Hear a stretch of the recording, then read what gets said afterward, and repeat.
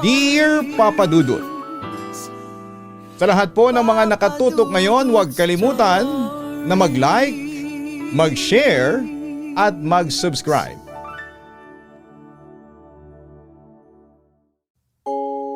Magandang araw po sa inyong lahat.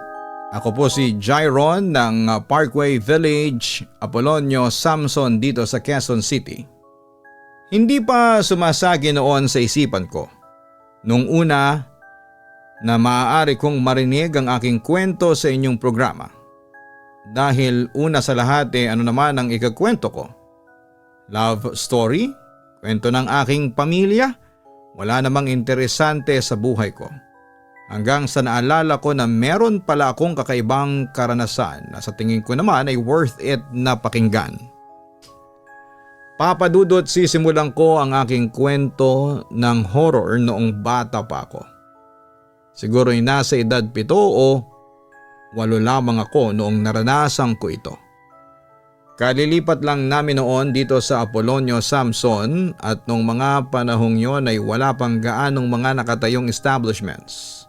As in puro bakanting lote lang ang meron. Pero excited ako, syempre first time naming titira noon sa syudad at sa Metro Manila pa. Galing pa kasi kami ng Carasi, Ilocos Norte at nakagisnan kong nakatira kami sa gitna ng mga bundok at gubat at kakaunting tao lamang ang nakatira at halos lahat pa ay magkakakilala. Unang gabi ko sa bagong bahay namin ay wala namang nangyaring kababalaghan. Pero noong sumapit ang ikalawang gabi ay doon ako nakaramdam ng kakaiba sa labas ng bahay namin. Nakatulog pa ako bandang 8:00 ng umaga sa kwarto naming magkakapatid. Pero bigla na lamang akong nagising ng bandang 2:00 ng madaling araw dahil natanaw ko sa labas ng bintana namin ay may bolang apoy na lumulutang at tila nakahinto sa bintana namin. As in parang siyang nilalang na nakatingin sa amin habang natutulog kami. Pero dahil bata pa ako at inosente, bumangon ako at nilapitan ko ang bintana pero biglang lumayo at mabilis na lumipad ang bolang apoy palayo sa bahay namin. Nagtungo ito sa isang bakanting lote na may 2 puno ng mangga. Tapos ay natanaw ko na naglaho ito na parang apoy sa lighter. Jairon, bakit gising ka pa? Nalimpungat ang wika ng Kuya JJ ko sa akin. Kuya, may nakita akong apoy na lumulutang sa bintana. Excited kong sagot sa kanya. Apoy? Nagtatakang wika ng panganay kong kapatid. Saan nagpunta? Pahabol niyang tanong sa akin. Doon po sa bakanting lote, pero wala na po kuya, ang sabi ko naman. Apoy na lumulutang? Hugis bilog ba? Usisa ni Kuya JJ sa akin. Tumango lamang ako noon bilang sagot. Naku, baka santel mo yung nakita mo. Tila nag-aalalang wika ng kapatid ko. Santel mo? Ano po yun? Swerte po ba yun? Usisa ko naman sa kanya. Pero sa halip na sagutin niya ang tanong ko ay inutusan na lang niya akong matulog. Pero nakita ko siyang bumangon at sinara ang jalousie ng bintana. Tapos ay tinakpan niya ito ng kurtina. Simula noon, Papa Dudut, ay na-curious na ako sa San Telmo. Hindi ko pa alam noon kung anong klaseng bagay yon at inakala kong swerte yon kaya winish ko pa noon sa Diyos na sana'y makakita ulit ako ng San Telmo. Pero hindi na ako nakakita noon. Samantala simula din noon ay madalas na akong managinip ng nakakatakot. Noong sumunod na gabi kasi na naginip ako about sa lindol. Tapos ay may nagpakitang bolang apoy na lumulutang sa likuran ko. Pero ibang kulay nito. Imbes na usual na apoy na yellowish orange, kulay pula ito. Sa sumunod naman na gabi ay napanaginipan ko na nasa gitna daw ako ng giyera. At noong aking tingnan ang biyak na semento sa aking harapan ay tila nagmistula itong itsura ng Pilipinas. At ito ay napapagitnaan ng bansang Amerika at China. Madaming nasawi, tila ako na lang ang natira sa aking panaginip na nagmistulang ghost country ng Pilipinas ayon sa aking panaginip. At sa panaginip kong yon ay may San Telmo na nagpakita sa akin. Pero this time ay kulay asul naman ito. Sa sumunod na gabi ay nanaginip na naman ako na nasa ibang bangka tapos sa gitna ng dagat may lumitaw na San Telmo. 3 San Telmo yon, isang kulay yelo, isang pula at isang asul. Pagkatapos noon ay nagising ako at doon ay nakita ko na namang nagliliwanag ang bintana namin. Nang bumangon ako at hawiin ang kurtina, doon ko nakita ang bolang apoy na tila ba nakaharap at kung may buhay lang ito ay naramdaman kong nakatingin ito sa akin. At ang bintana na pinagkitaan ko nito ay malapit sa aming santo na si Santo Niño. At ang bolang apoy na yon ay tumagal lamang ng ilang segundo. Nang una ay pinikit-pikit ko pa ang aking mata dahil baka ako ay namamalik mata lamang. Pero nagkamali ako dahil sa pagdilat ko ay nandun pa rin yon at unti-unti ding naglaho. Ang bolang apoy na yon ay kulay orange, yellow, red and blue. Nang ikwento ko yon sa mga magulang ko, nagulat na lamang ako dahil bandang hapon ay may dumating na pare sa amin at pinabindisyonan ng buong bahay pati na rin sa labas. At narinig ko ang usapan nila na nababahala sila sa nagpapakitang San Telmo sa labas ng bahay namin. It turns out na hindi lang pala sa akin nagpapakita noon ang San Telmo, kundi pati na rin sa mga magulang ko na natutulog sa kabilang kwarto. Kaya tuloy naisip ko noon na masama ba ang San Telmo? Ano bang klaseng bagay ito? Gusto ko sanang tuklasin ang hiwagang bumabalot dito pero dahil sa bata pa lamang ako at hindi pa ako aware noon sa existence ng Google ay binaliwala ko na lamang ito at nagpatuloy sa aking buhay. Samantala nagpatuloy ang pagpapakita ng San Telmo sa amin sa kabila ng pagbendisyon sa aming bahay. At lalong lumala pa ito nang tumira sa amin si Lola Iping. Naroon na yung mga may naririnig kaming naglalakad habang may kadena sa paa. As in rinig mo yung yapak dahil sa may dahon na natatapakan niya. Plus yung kadena na hinihilahod niya na nakakabit sa paa niya. Tapos akala pa nga namin aso namin na nakawala. Tapos pag check namin ay nakatali pa naman ang aso namin. Nandun pa din sa pwesto niya sa harapan ng pintuan namin. Nagpahula at nagpaalbularyo ulit sina Papa dahil hindi namin matiis yung ganong senaryo na paulit-ulit na lamang. At sabi noong manghuhula at albularyo na may bantay daw na lalaki doon sa likod nga namin kung saan nanggagaling yung tunog ng hilahod ng kadena. Galing pa sa unang panahon, nakakapa siya ng pang sinauna at pang gera ata yun. Yung ginawa kasi ng albularyo ay nagsindi siya ng kandila at hinati niya yung bond paper sa apat at kinuha yung isang hati, saka pinahiran ng langis at tinapat sa usok ng kandila. At may sinasabi siyang dasal at pinakita niya sa amin ang itsura ng nabuo sa bond paper. And sobra kaming kinilabutan, lalaking walang mukha na nakakap mula noong nagdasal at matapos yung mga ginawa noong manghuhula ay hindi na muli itong nagparamdam. And then akala namin ay okay na. Hindi namin alam na may mas makakatakot na mangyayari pa pala. At ito na nga ay ang nangyari sa akin.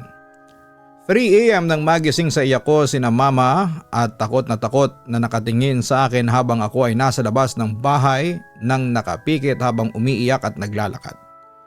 Sinundan ako nila mama at pilit na ginigising at hinihila pabalik sa loob ng bahay. At nung okay na nagising na ako, dito na lang ako tinanong kung bakit daw ako nasa labas. Nagtataka ako at bakit nakasuot na ako ng rosaryo at may hawak si Papa na Biblia habang ako ay iyak ng iyak dahil sa sobrang taas ng lagnat ko. At dala ng takot dahil sa nakita ko. Sinabi ko sa kanila na may nakita akong bolang apoy at parang inaakit ako na puntahan siya at palayo yun ng palayo. Kaya sinundan ko at hindi ko alam kung ano ang meaning noon. Kaya simula noon kapag nilalagnat ako ay palagi akong binabantayan nila mama dahil lagi kong nakikita yung bolang apoy na yon na hindi ko alam kung ano ang gustong ipahiwatig. Minsan may nakikita ako sa loob noon na babae na may hawak na bata at wala silang mukha. Doon ako nakaramdam ng takot at iniisip na baka ang San Telmo ay isa talagang multo o kaluluwang ligaw o di kaya ay engkanto. Samantala, dahil sa paulit-ulit na pagpapakita ng bolang apoy, na curious na ako dito kung ano ba talaga ang ibig sabihin nito or pahiwatig. Agad kong pinakiusapan si Kuya JJ na i-research sa internet ang tungkol sa San Telmo. Ayon sa nabasa namin, ito daw ay swerte kapag nakita mo daw ito at sinundan mo at kung saan siya huminto ay may kayamanan na nakabaon or nakalagay kung saan ito huminto. Sa sobrang kadaldalan ko, nabanggit ko ito kina mama at papa na swerte ang San Telmo at sinabi naman ni Kuya JJ sa mga magulang namin na kung saan ito titigil ay may nakabaon na kayamanan. Sa una ay ayaw pa nila akong paniwalaan pero dahil na-convince na sila, agad na nanghingi ng tulong si Papa sa mga kaibigan niya na construction workers. Ipinaliwanag muna ni Papa yung nangyayari at dahil aware na din naman yung mga kasama ni Papa sa mga ganitong cases, na-convinced na din sila. Sa umaga hanggang gabi sila naghukay sa tinuro kong pinaghintuan ng pinaghihinalaan kong San Telmo. Pero ilang linggo din ang lumipas ay bigo pa din silang makakita ng kahit na anong mahalagang bagay na nakabaon sa lupa. Hanggang unti-unti na silang nawawala ng pag-asa. Hanggang sa yung isa nilang kasamahan ay nagkasakit na. Kaya hindi na nito kaya pang tumuloy at tumulong. Kinabukasan ng hapon ay nagulat na lang sila na may nasagi ang pala nila na matigas at tumambad sa kanilang matabang katawan ang puno na pag-ahon nila ay walang laman as in empty space yung loob. Napailing na lamang sila papadudot dahil akala nila ay eto na ang hinihintay nila. Pero nagpatuloy pa din sila sa paghukay. Nahirapan na silang maghukay dahil sa maputik na ang lupa at dahil sa umuulan na din ang mga oras na yon. Nag-request si mama na itigil na muna ang paghuhukay at bukas na lamang ituloy. Kinabukasan ay maagang nagpunta si Papa at nakita niyang halos kalahati ng nahukay nila ay napupuna ng tubig dulot ng ulan. Pinagtulungan nila ng tatlo na mga kasama niya na tanggalin ang tubig. Gumamit pa nga sila ng makina o generator at hose na mataba para tanggalin ang tubig. Ngunit ilang sandali pa ang lumipas nang mapansin nila na hindi na kaya ng hose ang natirang tubig. At sila na lang ang nagmano-mano na iahon ito muna sa hukay na kanilang ginawa. Kaunting-kaunting tubig na lamang ang natitira at tanaw na ang pinakailalim ng kanilang ginawang hukay. Hindi pa man tuluyan na naaalis ang kaunting tubig na natira sa hukay ay laking gulat ni Papa nang may tumambad sa kanya. Isang batong iba ang tekstura ang pumukaw ng kanyang pansin. Kinuha niya ito at iniyahon at binabad sa banyera na may tubig kasama ng mga iba pang bato na nakita nila. Nang matapos na at naalis ang tubig sa hukay, agad na silang umahon dahil sa hapon na din. Habang nililinisan nila ang mga batong nakita nila at iba pang mga batong nahukay at nakuha galing sa hukay, sa isang bato lang sila nagtaka. Bakit daw ayaw maalis ng putik nang ilipat nila ito sa isa pang banyera na may malinis na tubig? Ang akala nilang putik na ayaw maalis ay mga pira-piraso pala ng ginto na nakakabit sa bato. Dahilan para magiba ang tekstura nito. Alam ni Papa na ginto ito kaya lahat ng pagod nila at hirap ay napalitan ng tuwa. Sa kabilang banda akala namin noon Papa Dudut ay titigil na ang pagpapakita ng bolang apoy dahil palagay namin noon na kaya nagpapakita ang San Telmo sa amin ay dahil may kayamanan ang nakabaon sa lugar namin. Pero kinagabihan din pagkaraang makuha ni na Papa ang ginto ay muling nagpakita sa akin ng San Telmo. At sa pagkakataong yon, Papa Dudut, ay meron na siyang mukha. Nung una kong makita yon ay nagtalakbong ako ng kumot. Kasi natatakot ako. Pero nagulat na lamang ako nang magsalita ito. "Jairon, huwag kang matakot.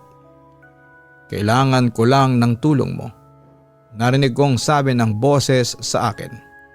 Very gentle at kalmado ang boses na nanggaling sa isang babae. Kaya sa halip na matakot ay unti-unti akong lumabas sa kumot.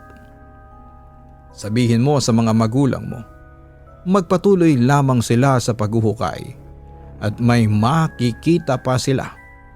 Tulungan niyo ako. Kailangan ko nang mahimlay ng payapa," sabi pa ng boses ng babae sa akin. Mamayang kaunti ay unti-unting naglaho ang San Telmo sa labas. Kinaumagahan ay agad kong sinabi kina mama at papa ang naranasan ko. Naniwala naman sila, pero bago yon ay tinawag ulit nila yung albularyong kakilala namin at doon ay muling naritwalan ang lugar kung saan yung hukay. Meron pa kayong matutuklasan sa kailaliman nito. Kaya hindi ito mabitaw-bitawan ng San Telmo, sabi ng matandang albularyo. Dahil dito ay nagpatuloy ang paghuhukay ni Papa at ng kasama ni Kuya JJ at doon ay isang bagay ang kanilang nahukay. Isang bungo at mga buto ng tao. Siyempre natakot kami noon at si Papa ay agad na tumawag sa barangay. Badang hapon ay may dumating na taga-barangay at ilang mga pulis. Kinuha nila ang mga buto para sa examination at pag-iimbestiga. Ilang araw nga ang lumipas, hindi na nagpakita pa ang San Telmo. Tapos makalipas ang halos 2 linggo ay narinig ko noon ang kwentuhan ng mga magulang ko. Na yung mga butong nakuha ay galing sa isang babae na sa tingin nila ay namatay pa noong panahon ng mga Hapon. Huli ko na naisip na kaya nagpapakita ang San Telmo sa amin ay para ituro sa amin ang mga labi ng babaeng namatay at nilibing doon. Hindi ko alam kung siya ba ay pinatay at doon inilibing. Walang makapagsasabi. Basta ang importante na lamang ay nailibing na ng maayos ang mga buto sa permanente nitong himlayan. Lumipas sa mga taon at nagbinata na ako. 23 years old na ako at wala na akong nararamdamang kababalaghan pagkatapos madiskubre ang mga buto ng babae sa labas ng bahay namin. Nawala na rin sa isipan ko yung kababalaghan ng San Telmo na naranasan ko noong bata pa ako. Hanggang isang araw ay may nangyaring isang kababalaghan sa akin. Halos magmamadaling araw na noong pauwi na ako sa amin. May painuman kasi ang kaibigan ko kaya nakijoin na lamang ako.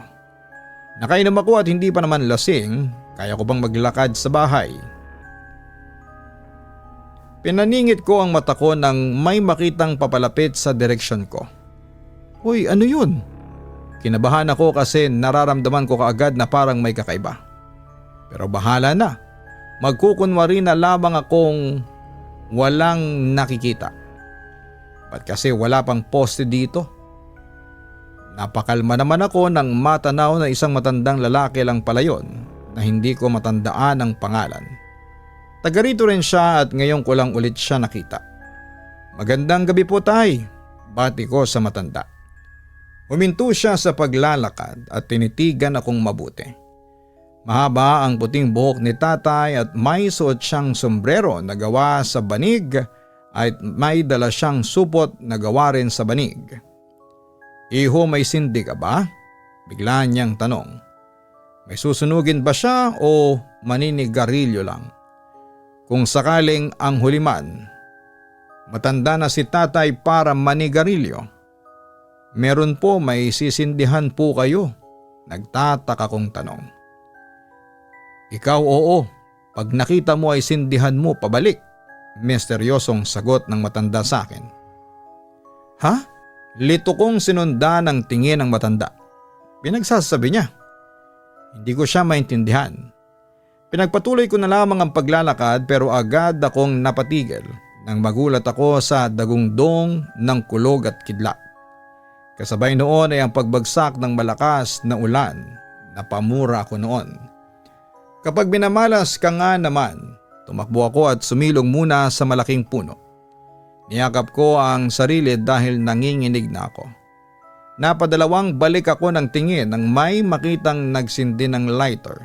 Hindi ko masyadong kita dahil nasa kabilang gilid siya at sobrang lapad ng katawan ng puno. Kinapa ko ang bulsa nang maisipan kong magsigarilyo din. Buti at hindi pa naman gutay itong yosi ko. Humihina na yung ulan. Uuwi na ako pagkatapos nito at ilang beses kong nirolyo ang gulong ng lighter pero hindi pa rin nananatili ang apoy nito. Sinilip ko ang kaliwang gilid, nakasindi pa rin ang lighter nang nandoon. Tol, pasindi. Umakbang ako ng konti at ang yosi ko na lang ang pinalapit sa apoy. Salamat tol.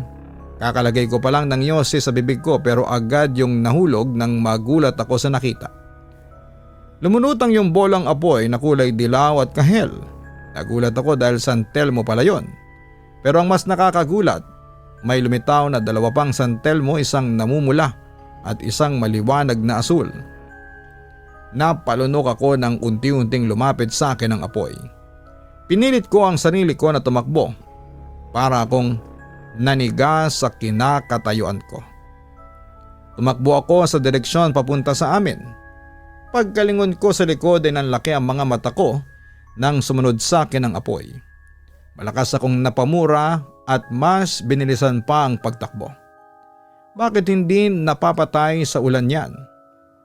Paulit-ulit akong lumingon sa likod at kinabahan ng husto nang matanaw na lumalaki ang apoy. Bakit kaya ako sinusundan ng San Telmo sa isip-isip ko? Hanggang sa naalala ko yung mga panaginip ko noong bata pa ako.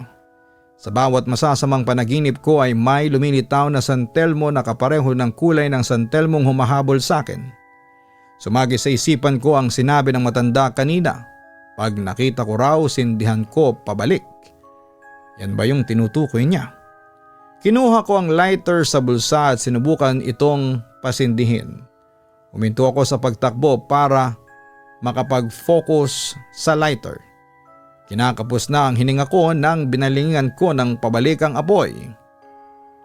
Napahinahon naman ako nang huminto rin ito pero agad na bumalik ang matinding kabog sa dibdib ko. Nang unti-unti na naman itong lumalapit sa akin. Nanigas ako nang mabilis itong nakalapit sa harapan ko. Nawalan ako ng lakas at napaupo sa maputik na lupa. Pumikit ako sa takot habang inaangat ang 2 nanginginig kong mga kamay. Nasa kanang kamay ko ang lighter at ang kaliwa ay ginawa kong pansilong. Pakiusap, umalis ka na. Nangihinang bulong ko. Nang maramdaman kong umiinit na yung kaliwang palad ko, dahan-dahan akong dumilat. Una kong nakita ang nakasinding lighter at napansing wala na yung lumulutang na apoy. Kabado kong ginala ang paningin sa paligid at sakalang nakahinga ng maluwag matapos kong masigurado na wala na yon. Kinabukasan nilagnat ako at hindi ko alam kung dahil ba sa ulan o dahil sa San Telmo. Nang may kwento ko yon sa mga magulang ko ay muli nila akong dinala sa albularyo. Pero ang sabi lamang nito sa akin, ang mga nakita kong San Telmo ay mga bantay ko daw. Ang dilaw na San Telmo ay nagbibigay daw ng swerte. Ang asul na San Telmo naman daw ang pumoprotekta sa akin laban sa mga sakuna. Habang ang pulang San Telmo naman daw ay nagbibigay ng babala sa akin. Tapos bigla ko naalala yung mga panaginip ko kung saan ay nakita ko ang mga San Telmong yon. Posible kayang magkatotoo ang panaginip ko na magkakaroon daw ng giyera at isa ko sa mga maiipit. Kung titingnan kasi ngayon ang sitwasyon ng Pilipinas, malakas ang posibilidad na magkagiyera dahil sa patuloy na paglabag ng China sa ating soberanya, lalo na sa West Philippine Sea. May mga panaginip din ako noon na may kakalat na sakit na nakakahawa na maala COVID at maaaring magbigay ng malaking problema sa ating bansa. Ewan ko kung babala ba yun sa akin para maghanda ako, pero wag naman sanang magkatotoo yon. Sa ngayon, Papa Dudut, ay wala naman akong nakikita ulit na San Telmo, pero sakali mang makakita ulit ako ay handa na ako. At para maiwasan na ang ganitong klase ng kababalaghan ay palagi akong nagdarasal sa Diyos na sana'y gabayan niya ako at ilayo sa mga elementong may masamang hangarin sa akin.